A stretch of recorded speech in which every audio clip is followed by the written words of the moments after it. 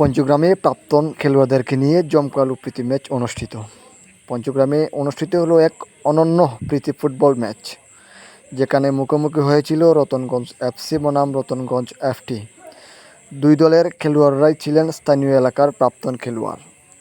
Ratanganj FC দলে খেলেছেন শৈলেন্দ্র কুমার তালুকদার সিংহনাদ, সবুজ বরণ তালুকদার সিংহনাদ, স্বাধীন কুমার চৌধুরী রাজনাও, ইসলাম উদ্দিন সিংহনাদ, নীলমণি দাস নূরপুর, রুনু তালুকদার সিংহনাদ, বিমল চন্দ্র দাস সারাংপাশা, ফৈজুর রহমান নূরপুর, লেখন মিয়া নূরপুর, মোহাম্মদ আসাদ ক্যাপ্টেন রাজনাও, কিশোরী চন্দ্র তালুকদার রাজনাও, কাহার মিয়া নূরপুর, মোহাম্মদ ফারদিন রাজনাও, সরঞ্জিত বৈদ্য সিংহনাদ।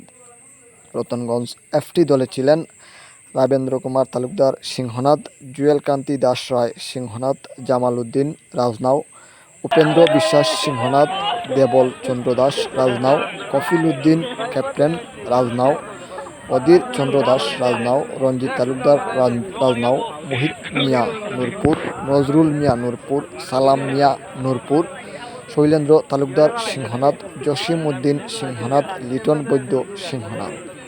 খেলার শেষে আলোচনা পর্বে উপস্থিত ছিলেন পঞ্চগ্রামের গণ্যমান্য ব্যক্তিবর্গ।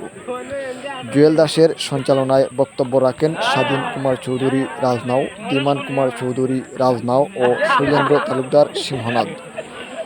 ভার্চুয়ালি যুক্ত হয়ে বক্তব্য রাখেন অখিলচন্দ্র চক্রবর্তী রাজনাও। উক্ত খেলায় জার্সি দাতা কফিল উদ্দিন, বিশিষ্ট সমাজসেবক রাজনাও এবং আসাদ মিয়া স্পেন প্রবাসী রাজনাও, পুরস্কারদাতা লন্ডন প্রবাসী মোহাম্মদ ফাহিম রাজনাও ও মোহাম্মদ নজরুল ইসলাম বক্সিপুর। খেলাটি অনুষ্ঠিত হয় সিংহনাদ খেলার মাঠে। আয়োজনে ছিলেন পঞ্চগ্রাম, রাজনাও, সিংহনাদ, নূরপুর, সারাংবাসা ও কামরিবিজ। প্রীতি ম্যাচটি অনলাইনে সরাসরি সম্প্রচার করে বাটি 24, এবিসি পয়েন্ট এবং দ্য হাওর ফেসবুক পেজ।